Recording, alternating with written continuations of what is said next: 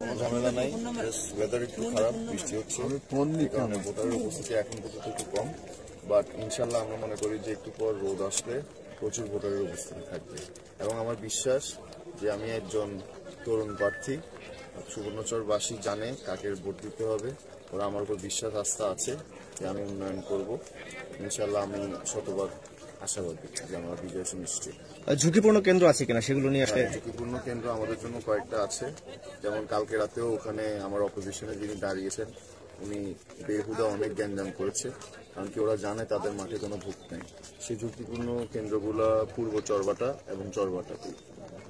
প্রশাসনের প্রতি আপনার কি ইয়া থাকবে? প্রশাসনের প্রতি আমার 100% বিশ্বাস আছে, আমি তাদের প্রতি 100% আমার সম্মানও রয়েছে।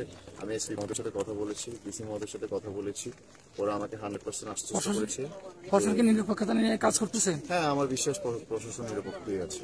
প্রশাসন সবসময় নিরপেক্ষ ছিল, এখনো আছে। ওরা সবকিছু তদারকির মধ্যে রেখেছে। আজকে তো বৃষ্টি হচ্ছে, আবহাওয়া একটি ভোটারদের প্রতি আপনার কি মেসেজ থাকবে? ভোটারদের প্রতি আমার বিশ্বাস, এই মেসেজ থাকবে যে ভোট উপজেলা নির্বাচন এটা অত্যন্ত বড় গুরুত্বপূর্ণ একটি নির্বাচন। গত 15 বছর যিনি এখানে উপজেলা চেয়ারম্যান ছিল, উনি এখানে সাধারণ মানুষ এবং এখানে যারা থাকে তারা দেখেছেন যে কোনো উন্নয়ন উনি করেনি। এটা হচ্ছে শতভাগ একদম একটা সত্য কথা। আপনারা সাধারণ জনগণ যারা আছে তাদের থেকে জিজ্ঞেস করলে আপনারা জানতে পারবেন যে এখানে কোনো রকমের উন্নয়ন উনি 15 বছরে করেনি।